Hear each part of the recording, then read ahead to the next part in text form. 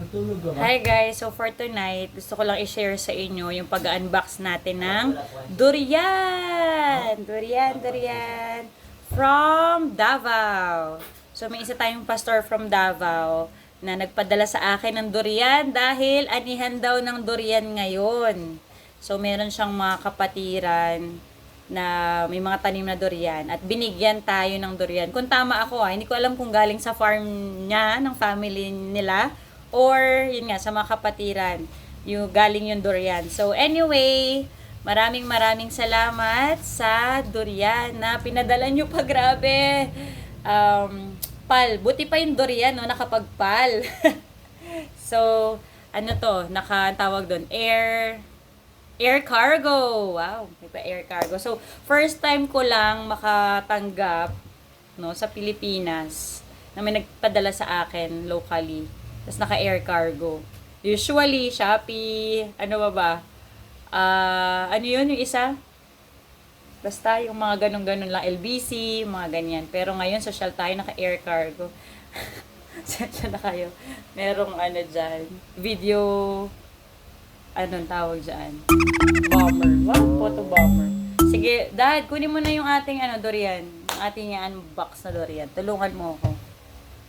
Go. Ang gwapo niyang asawa ko. Hindi ko alam kung ilang kilo to, pero parang marami. Bali, ano na siya, nabalatan na, or yung laman na lang yung nandito. Wow, ang bigat. Ay, grabe naman. Wow! Grabe, mukhang bigat na bigat ka. Okay, ano yan? Durian. Si Marian at Dudoy. Durian. So, that's my name. Irene Manyo, nakalagay. Tapos nakalagay, security check. Ngayon lang ako nakita ng ganito eh. So, pakita natin. So, Ano yan? Philippine Airlines. Pal, yay! Ano yun? Ba't may ganun, Dad? Ibig sabihin fruits to? Ganyan? Fruits, fishes, contents. Okay. Hindi ko nga alam kung niref nila to kasi dapat kagabi pa to. Ganun pang...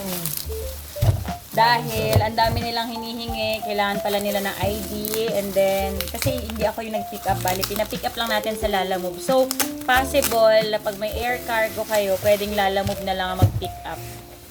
Dagdagan nyo na lang yung bayad nyo. So, ito sa gagawin natin. Ipa-pass forward yung part na yan.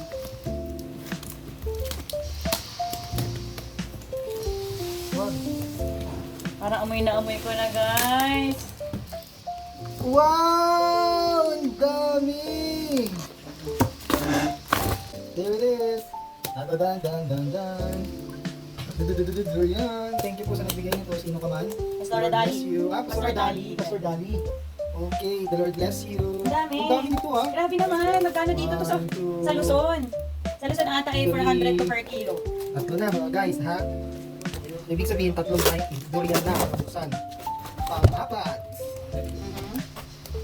Pang-lima. Pang-anim. So, ibig sabihin guys, may 6 na durian. Yan, Grabe, hindi ka naman. 6 na durian po na pautas. Parang gusto namin gumawa ng durian graham. Abangan mo. So this time, Gawa kami ng itatry durian natin. graham. Kung anong alalapasan niya. Kung pwede bang gawing graham. Ano? Pwede bang gumawa ng durian graham. Balik na muna natin. Para... Ano? Kasi, pinuntahan ko yung picture. Picture mo, video lang. So there you go. Look at that. The texture. Ibig sabihin, fresh pa siya. Fresh. Fresh po, fresh. Okay, that. Taga Mindanao pala yung asawa ko. Siya ay taga Basilan. Mhm. Sa inyo ba may durian? Medyo dikit yung ano na nasa buto. Sa inyo, meron ba? May- Durian? Hmm? May durian ba sa Basilan? Sa Wala. Basilan? Oo. Sa Basilan mismo. Wala. Hindi mo alam. Hindi ko matandaan, pero hindi siya Sa Davao masyado. talaga. Hindi siya masyado sa siguro sa ano. Ako naman. Mhm. Gusto ko naman kumakain talaga tayo ng durian. Durian, yan.